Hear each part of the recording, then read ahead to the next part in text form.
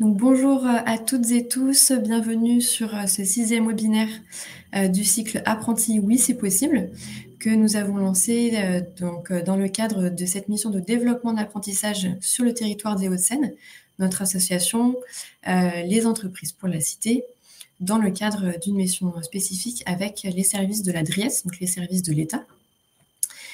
Nous avons pour cette thématique aujourd'hui sur les apprentis issus de QPV, donc les intervenants qui se présenteront juste après. Donc Clara Gutiérrez, malheureusement, n'a pas pu nous rejoindre ce matin, qui est référente apprentissage à la DRIET, unité départementale des Hauts-de-Seine. Nous avons également donc Jean-Marie Ménac, qui est responsable projet diversité également au sein des entreprises pour la cité. Audrey Martineau, coordinatrice prépa apprentissage Jump chez Synergie Family. Et Amaury Leclerc, qui est directeur adjoint chez Proxité. Je vous propose de vous présenter chacun en quelques minutes avant de rentrer dans le vif du sujet. On va faire dans l'ordre des photos, tout simplement. Alors, il faudrait juste rallumer le micro. Ah oui, pardon. Bonjour à toutes et à tous, Jean-Marie Manac, responsable diversité et inclusion au sein des entreprises pour la cité. Je suis un collègue de Cécilia.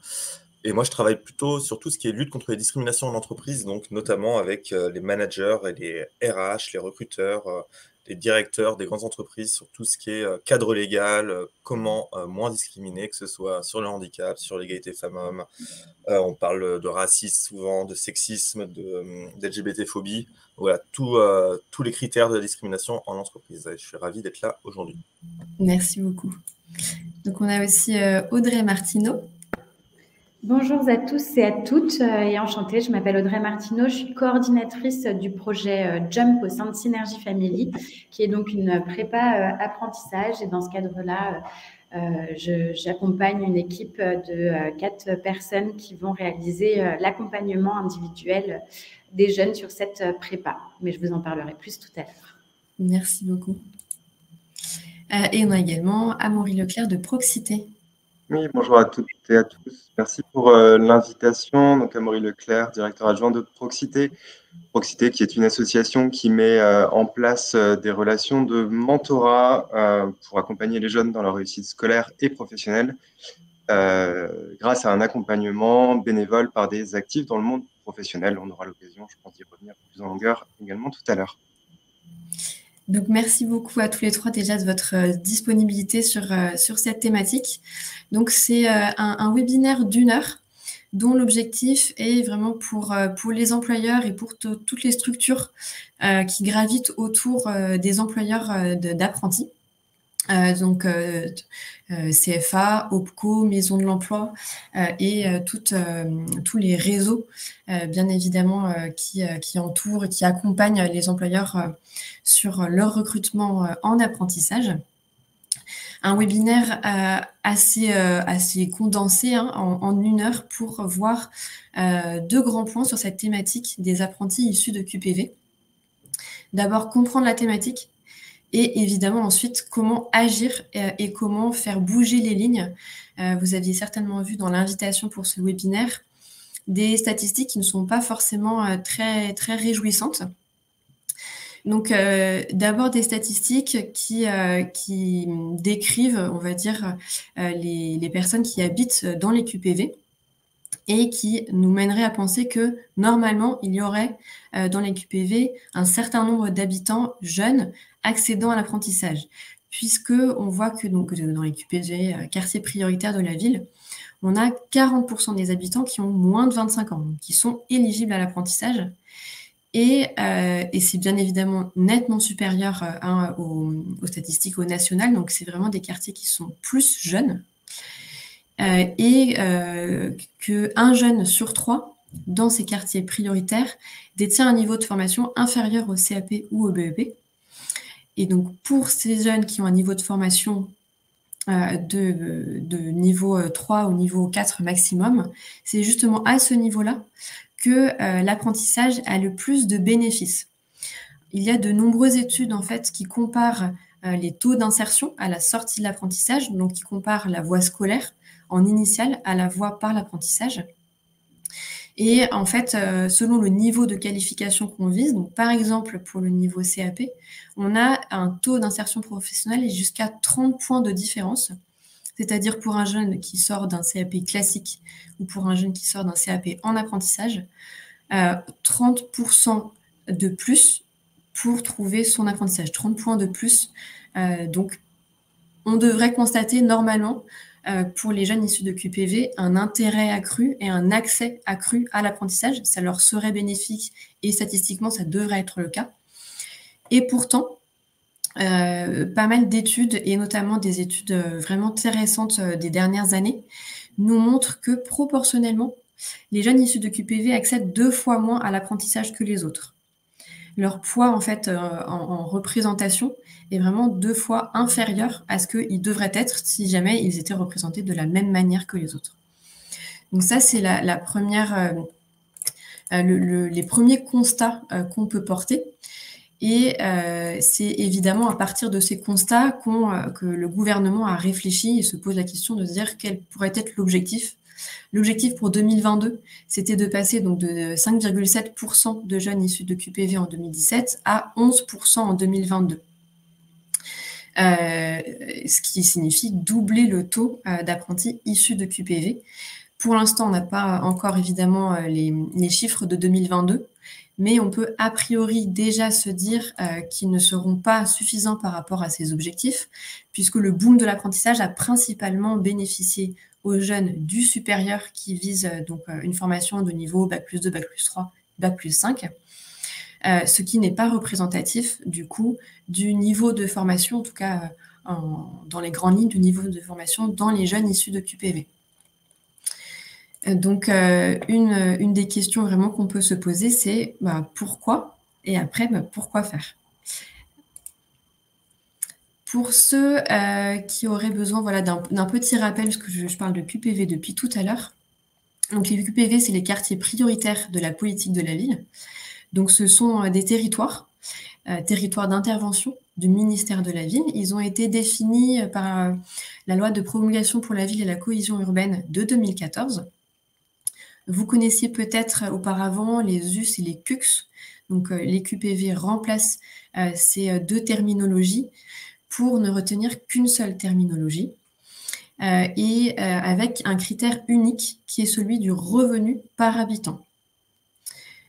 Donc, c'est un critère unique de revenu par habitant qui est vraiment très précis par rapport aux critères de seuil de pauvreté, et vraiment les territoires sont déterminés de façon très précise rue par rue. Si vous êtes intéressé pour les retrouver, donc vous recevrez tous la présentation PowerPoint avec le lien vers le site qui permet de géolocaliser l'ensemble des quartiers prioritaires de la ville. Donc, on en dénombre en tout 1514 pour 5,5 millions de personnes.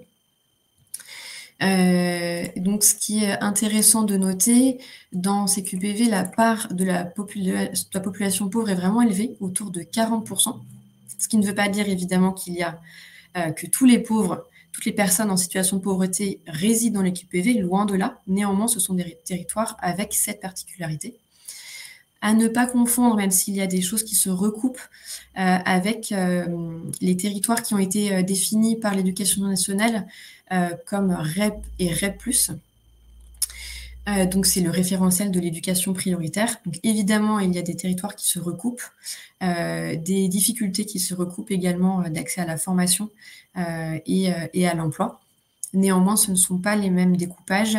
Et donc, le découpage dont nous parlons aujourd'hui, c'est vraiment celui qui est, entre guillemets, le plus simple, puisqu'il démarre uniquement par rapport aux critères des revenus des habitants. Donc, à retenir ce critère unique, une politique spécifique et des caractéristiques particulières, avec un taux de chômage nettement plus élevé, jusqu'à 3 fois plus élevé que la population au global, un niveau de formation plus bas et surtout une population très jeune. Donc, encore une fois, qui devrait normalement bénéficier plus à l'apprentissage. Donc, une des premières questions qu'on peut se poser, au-delà du fait que peut-être ces jeunes ont besoin d'être préparés plus à l'apprentissage, c'est une question tout simplement de discrimination. En fait, ce qu'on remarque de manière générale, c'est que le processus de sélection pour rentrer en apprentissage est le même, en tout cas est marqué par les mêmes frictions que celles pour rentrer sur le marché du travail et que du coup, les mêmes discriminations peuvent se retrouver, parfois de façon amplifiée pour en fait tout simplement aider les jeunes. On va se dire par exemple que le jeune habite trop loin, donc va avoir trop de temps de transport. Et donc, on va finalement favoriser par là même une discrimination, alors que bien évidemment, l'objectif était l'inverse. Vous aurez à la fin également donc, des études qui parlent de cette discrimination à l'accès à l'apprentissage. Et on va faire un petit rappel, un rappel discrimination donc, avec Jean-Marie Manac, responsable projet diversité. Discrimination à l'embauche et à l'embauche des apprentis. Merci Cécilia. Donc un petit rappel sur les discriminations en entreprise. Si tu peux juste passer la slide. Merci. Alors, donc, ça nous vient de 2001. C'est les directives européennes qui ont été transposées dans le droit français. Et aujourd'hui, nous avons 25 critères de discrimination sur la base desquels il est prohibé de discriminer, que ce soit dans le recrutement ou dans l'embauche. Alors, quand je parle du recrutement et l'embauche, et tout au long de la carrière, bien sûr, donc on a vu recrutement, stage, dans la rémunération, le reclassement, la promotion professionnelle, sur les sanctions et le licenciement, et attention, le harcèlement discriminatoire est également proscrit. Mais ce qu'on n'évoque pas souvent, c'est que l'injonction à discriminer est également interdite par la loi. Donc, par exemple, ça va être quand, par exemple, un CFA va promouvoir un jeune par rapport à un autre. Donc, il faut faire très attention à ça.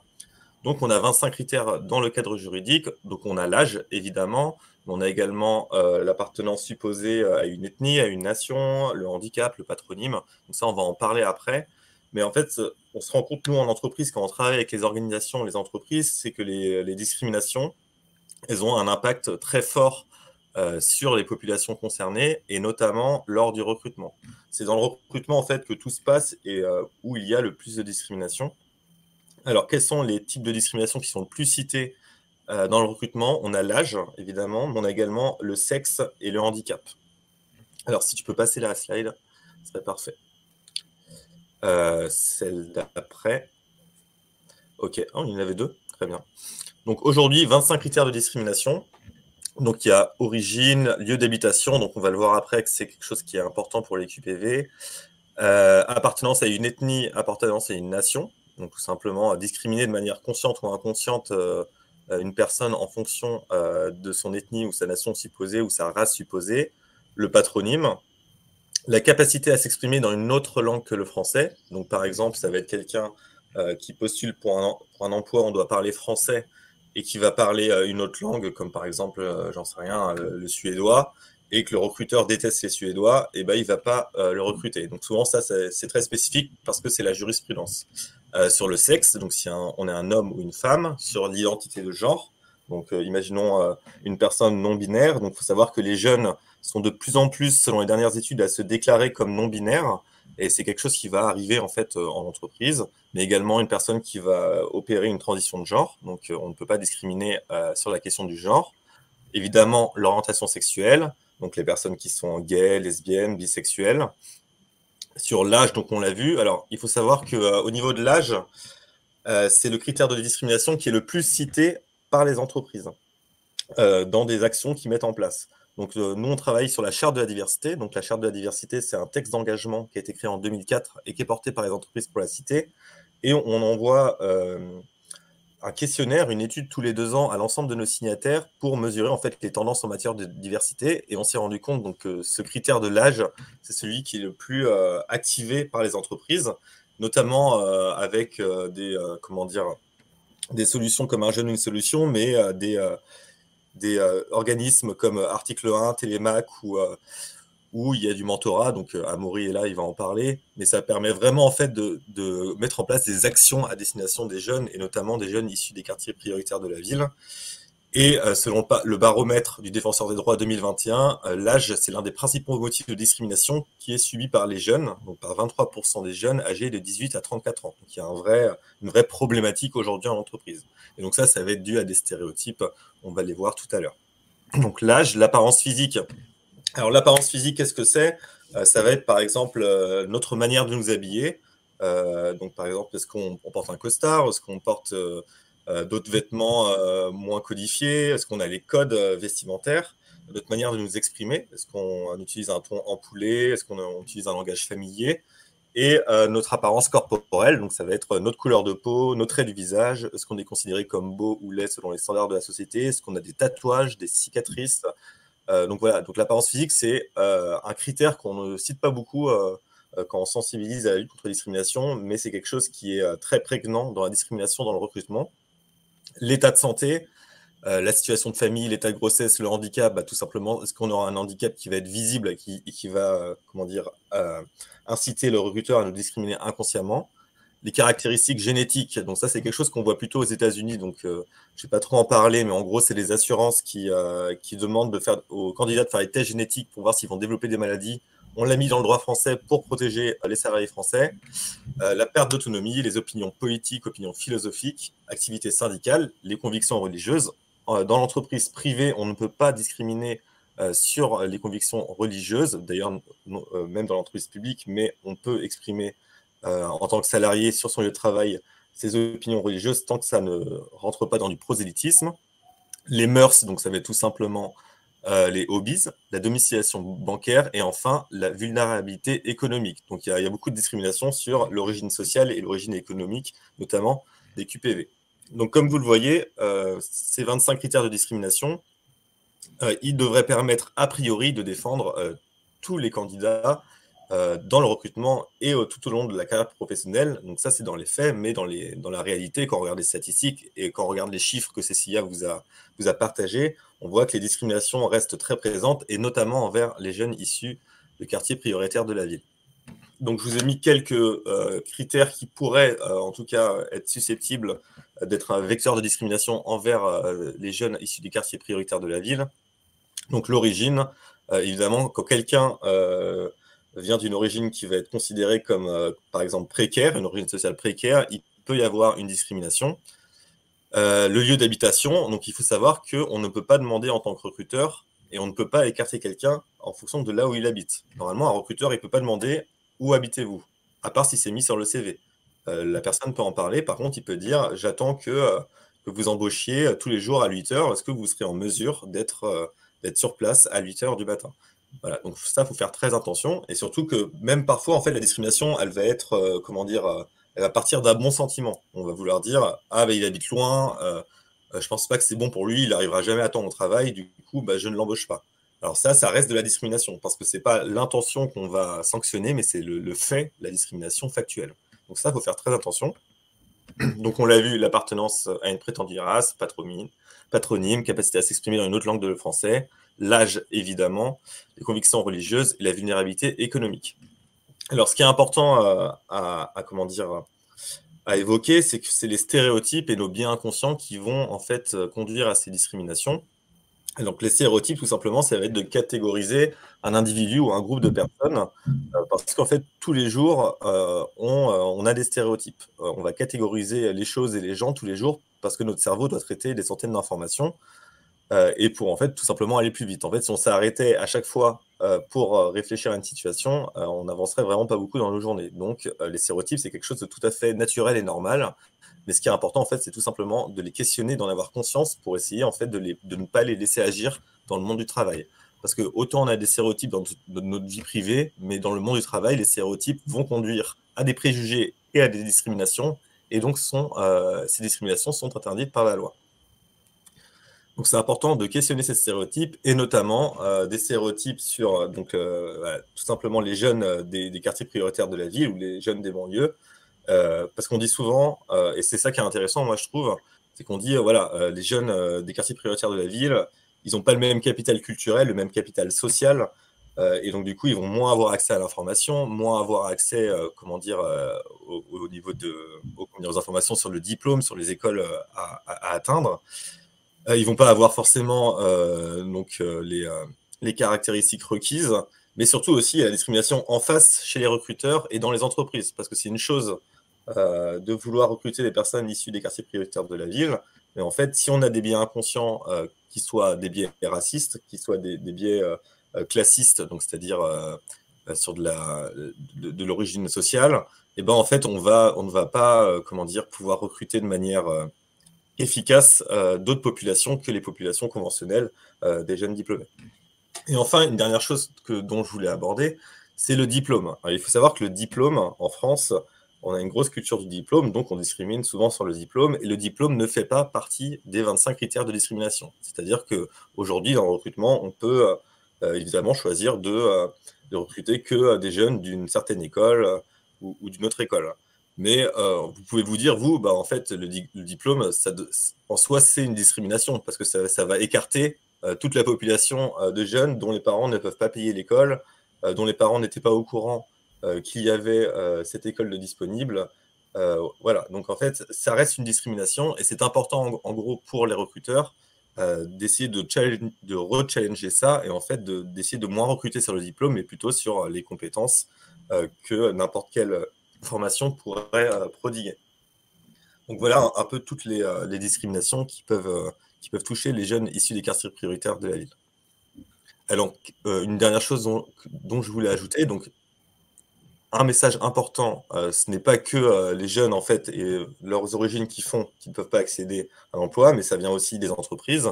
Alors c'est une chose de recruter par exemple des populations entre parenthèses non conventionnelles, donc ça va être par exemple des jeunes issus du quartier prioritaire de la ville, des salariés en situation de handicap, par exemple de vouloir féminiser son métier technique, etc.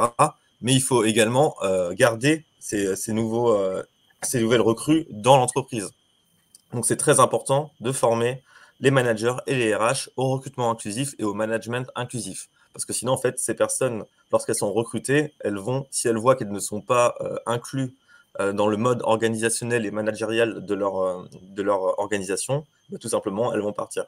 Si par exemple, je suis une personne qui est lesbienne et je suis recrutée et je vois qu'il y a un environnement qui est discriminant envers les personnes LGBTQIA+, il y a peu de chances que je reste dans mon entreprise.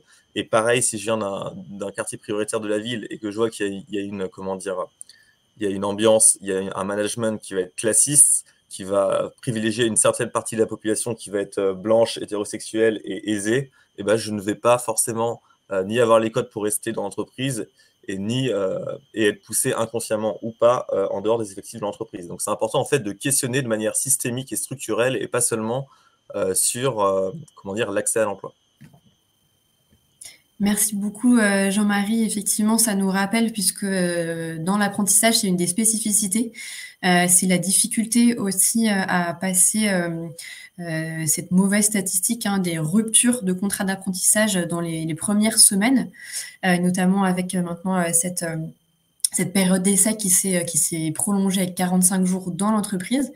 Donc, il y a un vrai enjeu pour les employeurs d'apprentis de manière générale et du coup encore plus pour les employeurs d'apprentis issus de quartiers prioritaires de la ville, par exemple, à former les managers, former les maîtres d'apprentissage de manière générale à ce qu'endosse l'employeur comme rôle en fait pour intégrer l'apprenti et encore plus quand l'apprenti a une origine qui n'est pas forcément pour l'instant bien représentée dans l'entreprise.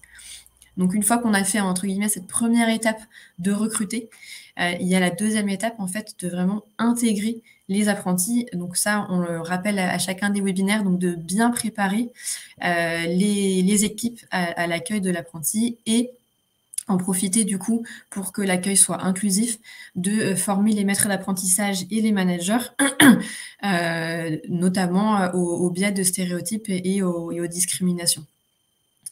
Donc après avoir parlé chiffres, aspects institutionnels et juridiques, on va avoir un témoignage terrain donc sur les jeunes issus de QPV à travers le regard d'une association qui est Proxité.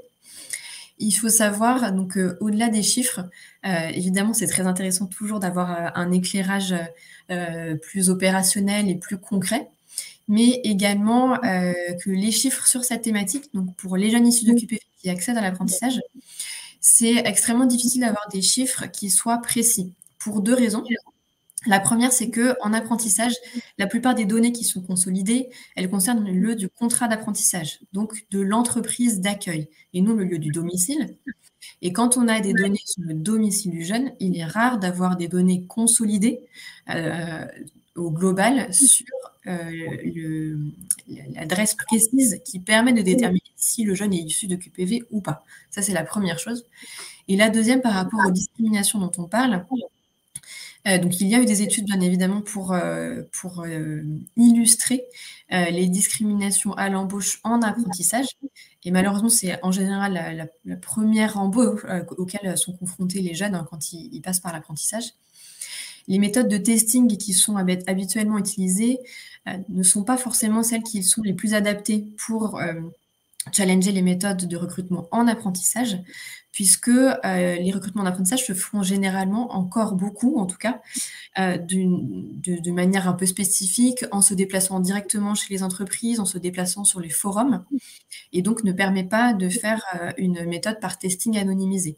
Très certainement, on va pouvoir le faire dans les années à venir avec le boom de l'apprentissage, voilà, sur les formations du supérieur, sur les métiers du tertiaire. Néanmoins, c'est pas encore le cas.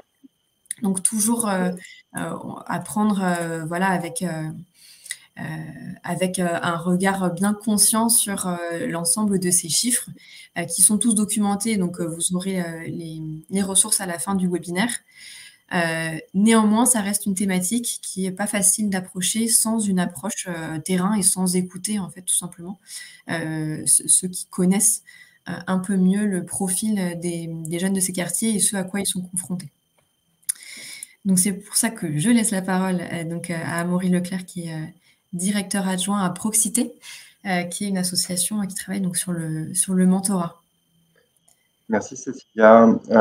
Peut-être un point de cadrage avant de commencer vraiment sur l'expérience terrain et sur le retour des jeunes, peut-être pour préciser ce qu'est le mentorat ou le parrainage. Je vais utiliser les deux termes de manière assez interchangeable. Ce matin, le mentorat, ce n'est pas quelque chose de nouveau, c'est une pratique qui date déjà d'une dizaine d'années, qui est déjà à l'œuvre au sein de certaines entreprises et qui, depuis quelque temps, tend à se généraliser dans la société et qui a été du coup détecté ces derniers temps comme étant un outil important pour lutter contre le déterminisme social, le déterminisme territorial et l'exclusion des publics en difficulté, comme les jeunes de QPV. C'est un outil qui permet avant tout de lutter contre l'autocensure et puis d'élargir le champ des possibles pour ces jeunes. On y reviendra tout à l'heure. Le mentorat, très précisément, désigne plus particulièrement une relation d'accompagnement interpersonnel, de soutien entre, d'une partie, un bénéficiaire, un jeune, et un bénévole. Une relation qui va se baser sur le long terme et sur l'apprentissage mutuel. L'objectif, c'est vraiment de favoriser l'autonomie du jeune et le développement de la personne accompagnée au travers d'objectifs qui auront été établis par le binôme au préalable. Dans le mentorat, on va donc parler de réussite scolaire, professionnelle, d'intégration, d'obtention d'un contrat d'apprentissage, d'obtention d'un contrat de travail, etc., mais aussi d'épanouissement personnel.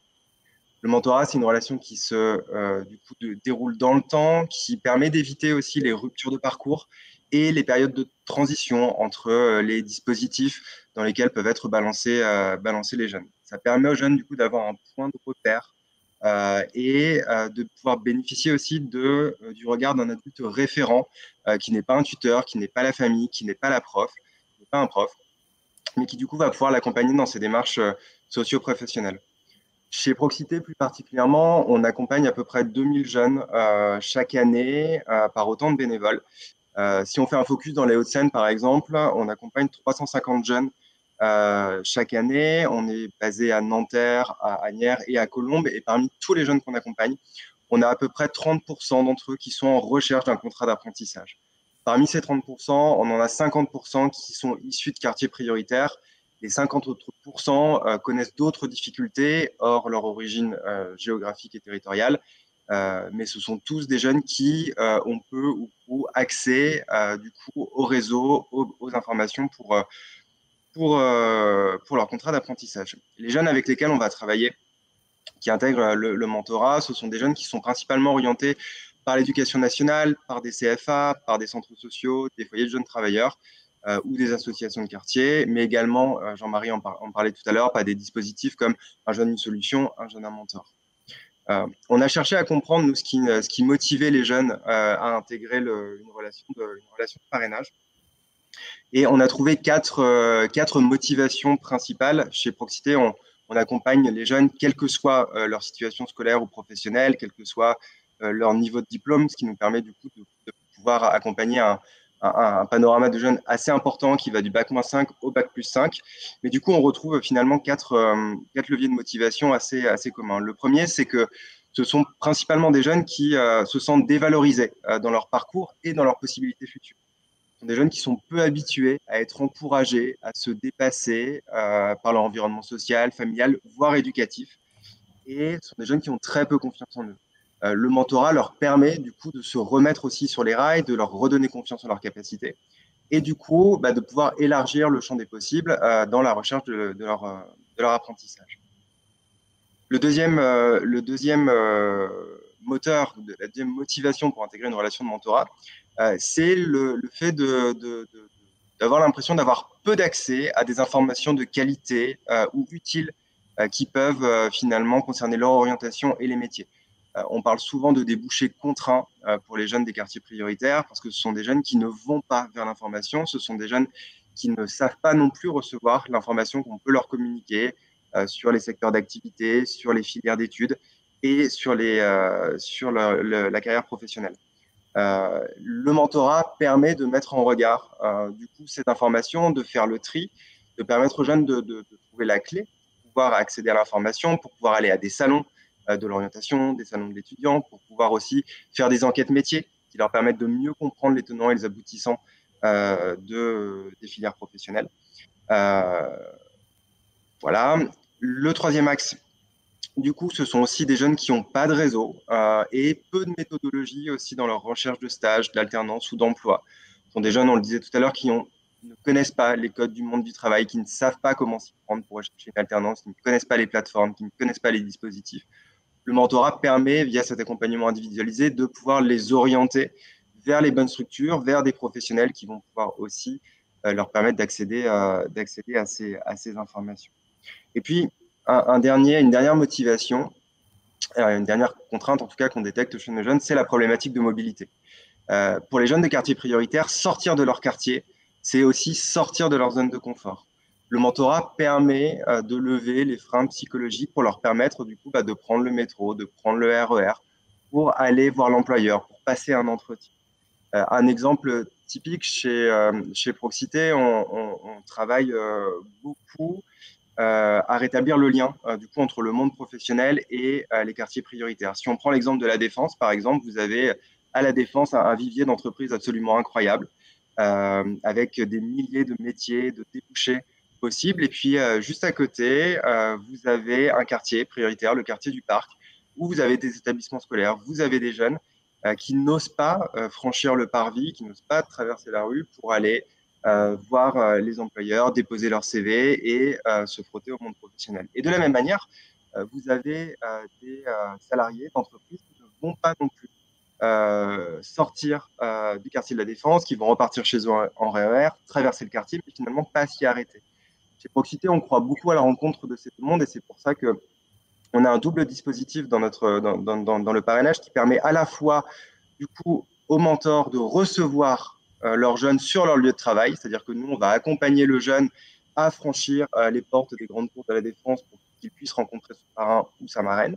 Et puis, on va ouvrir à proximité des centres économiques, on va ouvrir des lieux de rencontre, on va appeler des antennes, qui vont permettre aux bénévoles aussi, et on y reviendra tout à l'heure, on en a déjà un peu parlé, de déconstruire leur représentation et du coup de mieux connaître aussi les écosystèmes à proximité de leur lieu de travail. Voilà, ce sont à peu près les 4 freins qu'on a identifiés chez les jeunes qui rejoignent le parrainage. Et puis, on reviendra tout à l'heure sur la manière dont les entreprises peuvent à leur tour agir sur ces freins. Merci beaucoup, Amaury. Donc finalement, voilà en tout cas ce que j'en retiens des différentes interventions précédentes, c'est qu'il y a toujours deux côtés en fait. Donc l'employeur qui souhaite aller plus loin peut d'abord travailler en interne sur ses propres biais, conscients ou inconscients, qui favorisent malheureusement la discrimination. Mais il y a également, voilà, côté jeune, des dispositifs qui sont possibles de mobiliser pour voilà, favoriser l'insertion professionnelle, déconstruire aussi les idées reçues côté jeune, découvrir d'autres codes que ceux qu'ils connaissent au quotidien. Et c'est vraiment voilà, un aller vers, mais des deux côtés, qui devrait permettre, on l'espère, de faciliter l'accès à l'apprentissage pour les jeunes issus des quartiers prioritaires. Donc évidemment, on arrive voilà, à cette deuxième partie. Maintenant qu'on a fait un premier tableau en quoi cette thématique est vraiment importante des apprentis issus de QPV, c'est maintenant comment agir pour la diversité, comment agir pour favoriser l'accès à l'apprentissage et enfin faire bouger les lignes et faire bouger les statistiques et que l'accès à l'apprentissage soit vraiment pour tous, y compris les jeunes issus des quartiers prioritaires et surtout pour les jeunes auxquels l'apprentissage bénéficie le plus. Donc sur cette deuxième partie du webinaire, on va avoir donc 2 exemples très concrets pour que vous, entreprises, CFA, employeurs et structures d'accompagnement des entreprises, puissiez faire un pas en avant ou des pas en avant. Avant toute chose, puisque c'est une question qui est toujours un peu délicate, on va avoir un petit rappel de la différence entre une discrimination positive qui est interdite et une action positive qui permet de faire bouger les lignes tout en restant dans le cadre légal. Puisqu'on peut s'engager évidemment pour la diversité, mais il reste toujours un cadre à respecter. Alors merci Cécilia. Donc voilà, une petite parenthèse. Donc, moi, c'est très théorique, hein, c'est Amaury et Audrey qui vont être plus pratiques opérationnels. On a vu qu'il y avait 25 critères de discrimination donc, qui sont définis dans l'entreprise privée, sur la base desquels il est prohibé de discriminer. Donc ça, c'est important de se rappeler, comme on a vu tout à l'heure, que le lieu d'habitation fait partie de ces 25 critères. Il y a également quelque chose qui est souvent, en ce moment, c'est vraiment un débat qu'on a dans tout ce qui est politique d'inclusion et diversité, c'est la différence entre action positive et discrimination positive. Donc, en fait, l'action positive, ça va être une obligation de moyens, donc c'est ce qu'on a en France. En fait, c'est ce qui se rapproche de l'égalité des chances. Le but, en fait, c'est de réduire des inégalités.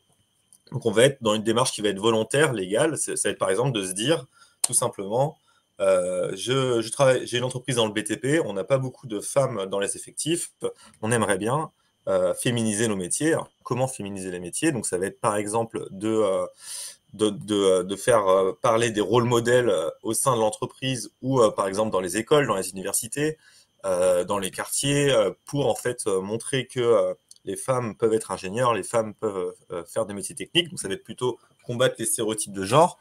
Mais au niveau du recrutement, ça va être tout simplement, par exemple, mettre des offres d'emploi et intervenir dans tout simplement dans un forum qui va être dédié à ces jeunes de quartier, donc un forum d'emploi et diversité dédié aux jeunes de quartier.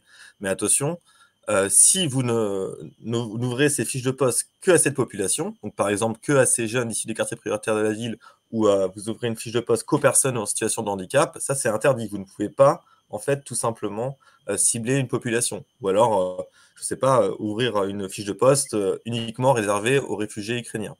Donc c'est important en fait de diffuser ces offres de poste partout ailleurs sur le site internet de l'organisation, sur Pôle emploi, et ça doit être ouvert en fait à tout le monde, mais vous pouvez en fait aller spécifiquement par exemple dans des forums dédiés.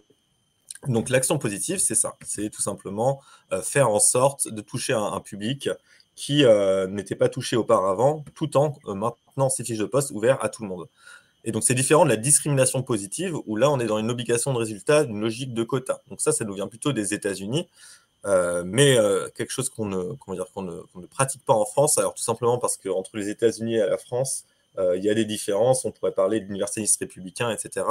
Mais en France, on ne fait pas ça. Mais pourtant, vous allez me dire, bah, si, il y a quand même des quotas. On a 6% de travailleurs handicapés qui sont imposés en entreprise. Il y a les 40% de femmes dans les conseils d'administration après la loi Copé-Zimmermann des années 2000. Mais en fait, ça, c'est des choses qui sont inscrites dans la loi, donc c'est des exceptions. Mais vous, en fait, donc un exemple, hein, vous ne pouvez pas vous dire j'ai besoin de recruter 2 jeunes issus des quartiers prioritaires de la ville, donc je vais les recruter parce que c'est des jeunes issus des quartiers prioritaires de la ville. Ça, c'est considéré comme illégal. Par contre, vous pouvez décider, dans votre shortlist de 4 personnes, d'avoir 2 jeunes issus des quartiers prioritaires de la ville et 2 autres personnes issus d'un autre milieu, mais à la fin, il faut toujours privilégier les compétences. Et vous ne pouvez pas, en tout cas, pareil pour les femmes, vous ne pouvez pas choisir une femme dans votre équipe parce que c'est une femme, ou une personne en situation de handicap parce que cette personne est en situation de handicap. Donc ça, c'est vraiment important à rappeler cette différence entre l'accent positif, donc c'est l'obligation de moyens, tout en ouvrant les postes partout ailleurs, et la discrimination positive qui est considérée, à part quelques exceptions légales, comme interdite par la loi. Merci beaucoup Jean-Marie. Donc maintenant c'est bon, on est plus à l'aise pour les 2 interventions suivantes. Avant de laisser la parole au témoignage sur des actions positives concrètes sur lesquelles vous pouvez vous engager ou amener les entreprises avec lesquelles vous travaillez à s'engager, on vous a préparé un rapide panorama qui ressort encore une fois d'études et notamment de 2 rapports importants de la Cour des comptes qui sont sortis en juin 2022. Un rapport sur la formation en alternance et un rapport spécifique sur les dispositifs en faveur de l'emploi des habitants des QPV. Donc là, vous avez en fait des exemples de dispositifs mobilisables dans lesquels, en tout cas, vous, employeurs ou structures de l'emploi, vous pouvez avoir votre rôle à jouer. On vous a mis en bleu le pourcentage. Encore une fois, c'est des choses qui sont pas forcément, qui sont mouvantes et qui changent chaque année et selon les données qui sont récoltées. Le pourcentage de jeunes issus des quartiers prioritaires qui se retrouvent dans ces dispositifs. Ces dispositifs sont spécifiquement, accompagnent spécifiquement plus de jeunes, proportionnellement, de jeunes issus de quartiers prioritaires. Donc, vous avez l'accompagnement intensif des jeunes qui est proposé par Pôle emploi. Vous avez le contrat d'engagement jeune qui est proposé par le Pôle emploi et par les missions locales et qui remplace grosso modo l'ancienne garantie jeune pour laquelle on avait 21% de jeunes issus de QPV. C'est approximatif dans le sens où ça, ce sont les chiffres de l'ancien dispositif garantie jeune. Vous avez les écoles de la deuxième chance qui accueillent 30% de jeunes issus de QPV et qui orientent beaucoup vers l'apprentissage. Vous avez l'EPID qui accueille 29% de jeunes issus de QPV, les associations de parrainage et de mentorat, 32%, mais ce que nous disait Amaury, selon les associations et leur localisation sur le territoire, ça peut monter jusqu'à 50% de jeunes issus de QPV qui s'orienteraient, en tout cas qui ont le projet de s'orienter vers l'apprentissage. Vous avez également un dispositif spécifique dont on parlera juste après, les prépas apprentissage, qui pour l'instant accueille, donc c'est un dispositif qui est récent, qui accueille 10% de jeunes issus de QPV, mais qui a vraiment la vocation à amener les jeunes à l'apprentissage. Donc c'est vraiment un dispositif qui est spécifique d'accès à l'apprentissage pour les jeunes, notamment issus de QPV. En tout cas, c'est un des publics prioritaires. Vous aurez des exemples juste après, mais voilà, les possibilités qui sont proposées aux employeurs et aux structures qui voudraient s'engager et aller plus loin, c'est donc de faire découvrir les métiers, de témoigner. Donc l'idée des rôles modèles, par exemple, effectivement, et surtout en apprentissage, c'est très utile pour aider à l'orientation et pour aider à la motivation et aux représentations qu'ont les jeunes. Participer à des coachings, tout simplement recruter aussi des jeunes issus, par exemple, de ces dispositifs. Et en tant que CFA, et éventuellement en tant qu'employeur avec les CFA, également tout simplement développer l'offre d'apprentissage au plus près des jeunes, puisqu'on a aussi cette contrainte très concrète et toute simple de la mobilité.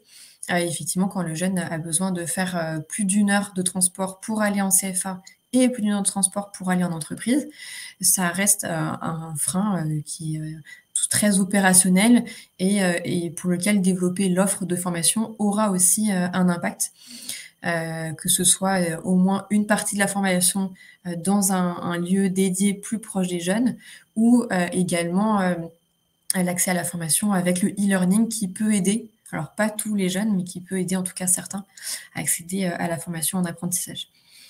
Vous pourrez retrouver donc tous ces dispositifs très facilement sur Internet ou nous contacter si vous souhaitez en savoir davantage. Et vous avez également le dispositif du pacte qui permet aux entreprises de s'engager sur la thématique spécifique des quartiers prioritaires et parmi lesquels il y a un engagement sur l'accès à l'emploi et à la formation pour les jeunes. Donc, on va laisser la parole directement aux grands témoins donc de deux de ces dispositifs. Le premier, c'est la prépa apprentissage. Donc là, on va avoir l'exemple de Jump qui est porté par l'association Synergie Family. La prépa apprentissage, c'est un dispositif qui est vraiment spécifique et qui a été lancé et financé dans le cadre du plan d'investissement dans les compétences. C'est en fait un SAS vers l'apprentissage qui permet, donc, selon ensuite les déploiements de ces dispositifs, d'avoir une remobilisation des jeunes, d'avoir de la formation pour notamment compétences de base, de découvrir des métiers, rencontrer des entreprises, se préparer à devenir un salarié en apprentissage. Donc, elles ont commencé les prépa apprentissages en avril 2019 et elles s'adressent évidemment aux jeunes éligibles à l'apprentissage, donc jusqu'à 29 ans ou alors en situation de handicap, avec quelques priorités. Et la première étant les jeunes issus de quartiers prioritaires, donc d'où ce témoignage. Donc, je laisse la parole à Audrey Martineau, qui est responsable de Jump. Oui, donc rebonjour. Du coup, pour vous parler un peu de cette prépa apprentissage, Jump est porté par un consortium de 3 acteurs. Un centre de formation qui s'appelle Transfert, qui est spécialisé dans les métiers du sport et de l'animation. Synergie Family, qui est une association à forte valeur éducative et inclusive qui va s'occuper de tout ce qui est accompagnement individuel et sourcing des jeunes. Et le centre de formation Quantique qui propose des formations à forte valeur humaine et donc là qui va proposer un programme spécifique au sein de Jump qui s'appelle Behave. Du coup, Jump, c'est une formation très qualifiante de 2 mois pendant lesquels les jeunes vont pouvoir vivre 4 modules pour vraiment les préparer et sécuriser leur entrée en apprentissage. Donc, il va y avoir des modules sur les compétences clés de base, donc numérique, maths, français. Il va y avoir des modules sur la technique de recherche d'emploi, donc de manière quand même très ludique et innovante. On est assez spécialisé sur l'innovation sociale. Il va y avoir le module Behave, du coup, proposé par le centre de formation Quantique, où là, l'idée, c'est de développer des compétences douces, parce qu'on sait que c'est vraiment primordial maintenant pour s'insérer dans le monde professionnel. Donc, il va y avoir 5 modules phares, la confiance en soi, la communication non violente, la gestion de conflits, la posture professionnelle et j'en oublie toujours un, mais il va peut-être me revenir. Et du coup, ça va être comme dans l'apprentissage, ils vont voir la théorie avec des coachs en développement personnel le matin et ils vont faire de la pratique l'après-midi. Donc, par exemple, comment gérer mes émotions en pratiquant du Krav Maga ou encore comment communiquer en faisant de la Batucada. Donc, c'est que par des sports et de l'art ou du théâtre qui vont être amenés à développer ces compétences douces. Donc, ce module, il dure 10 jours. Ensuite, donc, le rôle donc, ça c'est pendant 2 mois, et le rôle de Synergie Family va être aussi tout ce qui est accompagnement individualisé des jeunes. Donc, comme le disait Cécilia en début, il y a beaucoup de ruptures de contrat dans les premières semaines lorsqu'un jeune prend un contrat d'apprentissage. Donc, l'idée pour sécuriser vraiment leur entrée dans le parcours, c'est d'avoir des révélateurs de talent, donc des conseillers en insertion professionnelle qui les suivent tout au long du parcours pendant les 2 mois d'atelier et jusqu'à 6 mois post-parcours, vraiment soit pour les aider à trouver un apprentissage et un centre de formation, soit en fait les jeunes sont déjà en apprentissage et l'idée c'est quand même d'avoir un référent avec qui on peut discuter, une personne de confiance si on rencontre des problématiques dans son entrée en apprentissage. Donc, c'est une formation très qualifiante. Donc là, ça rejoint un peu la notion de discrimination par rapport au diplôme. L'idée, c'est de vraiment accompagner des jeunes qui n'ont pas le bac ou qui ont le bac issu des quartiers politiques de la ville à pouvoir obtenir un diplôme ou une certification par la suite. Dans ce cadre-là, le rôle des entreprises, pour nous, ça va être vraiment la notion d'employeur habilité. Donc, ce concept qui dit que c'est un peu la capacité à employer. Donc, en filigrane de tout le projet, on va accompagner les structures aussi à recruter des apprentis, parce que recruter un apprenti ou recruter un salarié, c'est pas exactement la même chose. Il y a peut-être plus d'attention à porter auprès d'un apprenti, plus de présence pour proposer de la montée en compétences. Des choses comme ça. Donc là, nous, on va porter un peu un plaidoyer auprès des structures. Et dans ce cadre-là, on a ce qu'on appelle un bureau des entreprises pour du coup créer des partenariats avec des entreprises qui souhaiteraient du coup s'investir dans le projet. Donc soit pour organiser des job dating et peut-être recruter les jeunes que nous aurons accompagnés, puisque bon, on essaye d'avoir un gage de qualité entre ce qu'on propose du coup pour remobiliser les jeunes et les motiver à prendre un apprentissage. Donc, ça peut être pour les employés, ça peut être pour organiser des job dating ou tout simplement pour venir faire des simulations d'entretien. Donc, il y a tout un travail sur la technique de recherche d'emploi. Donc, nous, on fait faire des simulations d'entretien, on leur fait travailler leur pitch, on valorise leurs compétences, leurs qualités, leur savoir-être, leur savoir-faire. Et du coup, je pense que pouvoir avoir des personnes extérieures ou des vrais recruteurs, entre guillemets, en face, ça leur permettrait d'être dans une situation un peu réelle et de pouvoir quand même avoir un retour bienveillant et constructif pour qu'ils puissent du coup améliorer leur discours. J'ai été très synthétique, je peux encore en parler des heures, mais je ne sais pas exactement quel temps, je sais que je n'avais pas beaucoup de temps, donc voilà, j'ai été très synthétique, mais n'hésitez pas si vous avez des questions à la fin en tout cas. Merci beaucoup Audrey. Ce qu'il faut retenir en fait, c'est que au-delà du fait que le dispositif en lui-même va aider les jeunes à accéder à l'apprentissage, c'est que les entreprises en fait peuvent avoir un rôle à jouer à plusieurs moments dans ce dispositif ou dans d'autres.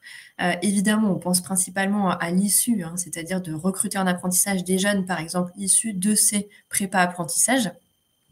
Mais comme vous le disiez juste avant, c'est aussi de pouvoir intervenir pendant le dispositif. Voilà, pour témoigner, pour coacher, pour faire des présentations métiers, etc. Donc, c'est vraiment important et ça peut être, bien évidemment, on pense en priorité aux employeurs, mais il y a peut-être des OPCO et des CFA qui sont connectés. Vous-même, en tant que représentant des employeurs avec lesquels vous travaillez, vous pouvez également vous engager sur ce type d'événement. Les apprentis, par exemple, qui sont en CFA peuvent intervenir en tant que salariés pour faire bouger les lignes en parlant de leur entreprise et du contrat d'apprentissage. Merci beaucoup Audrey. Je vous remettrai à la fin dans le chat les différents liens pour retrouver tous ces dispositifs. Donc, un autre dispositif qui est également très favorable à l'entrée en apprentissage de jeunes issus de quartiers prioritaires. Encore une fois, c'est 2 exemples parmi tant d'autres. C'est le dispositif du mentorat dont on nous a déjà parlé tout à l'heure Amaury Leclerc. Et là, on va surtout se focaliser sur comment les entreprises et les structures spécialisées dans l'emploi, l'insertion et la jeunesse peuvent s'investir sur le mentorat. Oui, ce qui est important de retenir, c'est que le mentorat, en tout cas dans la recherche, dans le parcours d'apprentissage des jeunes, il s'inscrit à 2 niveaux.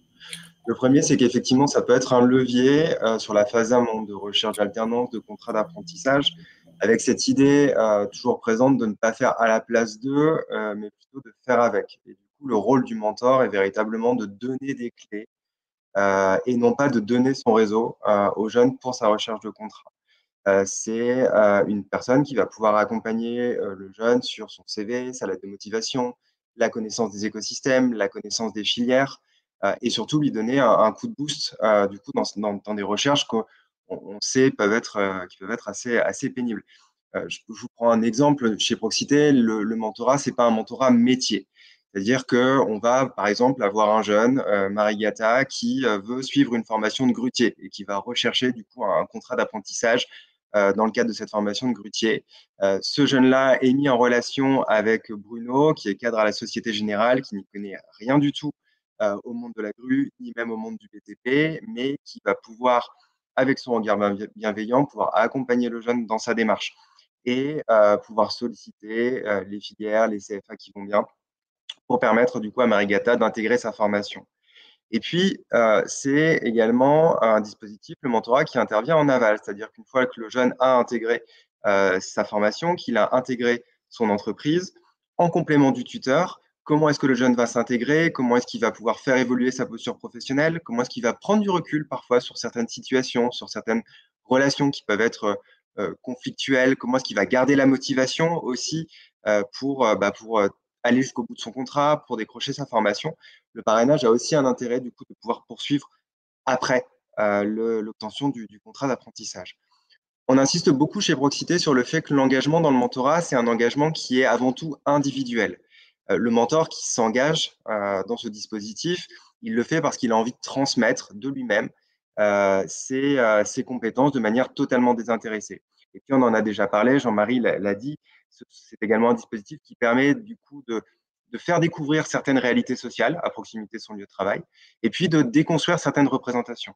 Chez Proxité, on est assez convaincu que la déconstruction des représentations au niveau de l'entreprise, elle passe aussi par une déconstruction des représentations au niveau individuel. Et que si on veut avancer effectivement vers des recrutements plus inclusifs, des équipes plus inclusives, ça passe également par une implication des collaborateurs. En regard de cet engagement individuel, effectivement, on va travailler dans le cadre du mentorat avec des grands groupes, de grandes entreprises qui ont des problématiques assez communes, des problématiques, on l'a dit, de diversifier leur recrutement, de pouvoir toucher des jeunes qui sont parfois invisibles à leurs yeux, de pouvoir aussi valoriser leur métier parce qu'elles ont des difficultés à combler leur recrutement, et notamment dans les filières les plus industrielles, et qu'elles ont envie de s'engager dans des actions de proximité. L'action de proximité, l'action du mentorat, c'est à la fois cet engagement.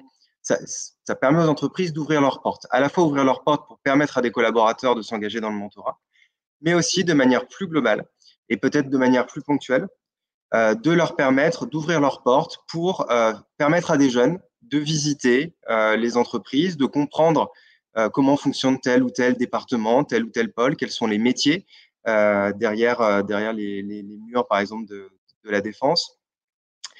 Ce sont également des entreprises qui vont pouvoir engager leurs collaborateurs sur des actions plus ponctuelles, on le disait tout à l'heure, dans le cadre des prépas apprentissages, mais c'est aussi valable à côté sur des ateliers thématiques de CV, prise de parole en public, lettre de motivation, travail sur les réseaux sociaux, etc., etc. Un accompagnement vraiment sur les compétences douces des jeunes.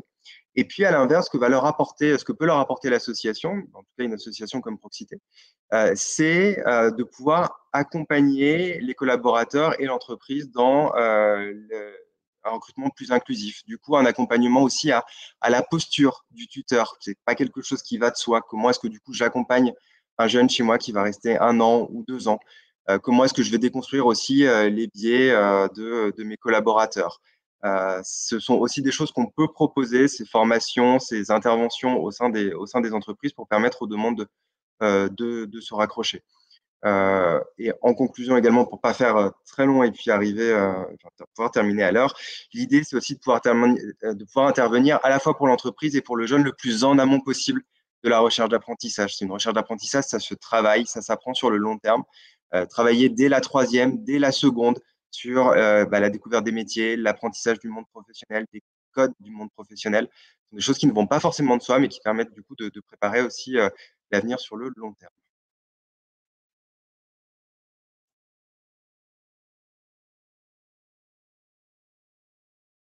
Je crois que ton micro est éteint.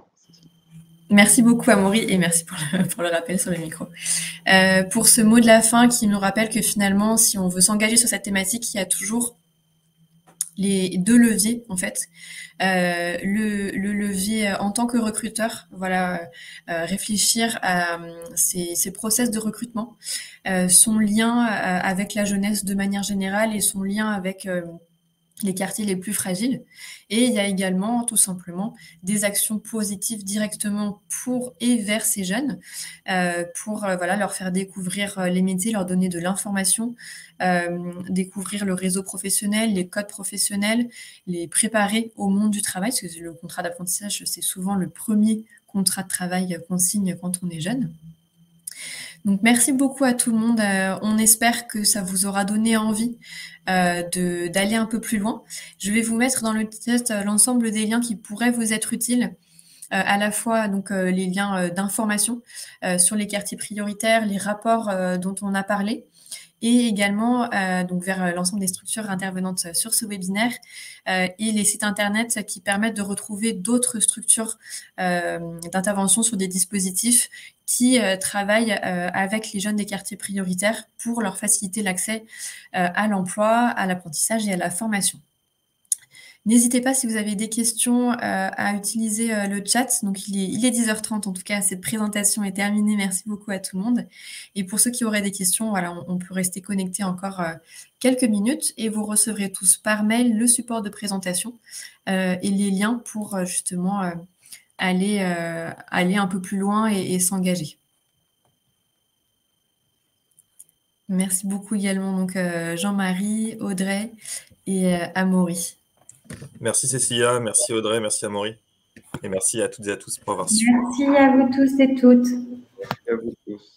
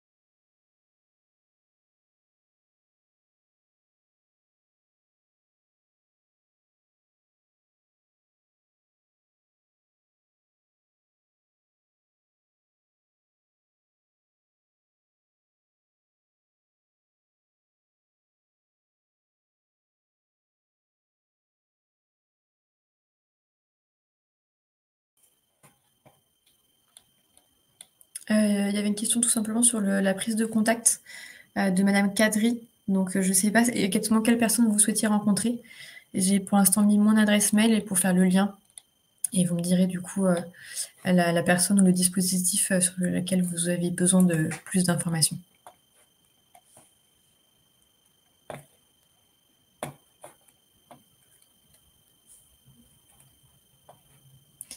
Merci beaucoup à tout le monde. Donc, nous allons clôturer ce webinaire et certainement à bientôt pour le prochain webinaire Apprenti, oui, c'est possible. Merci beaucoup. Bonne journée. Bonne journée.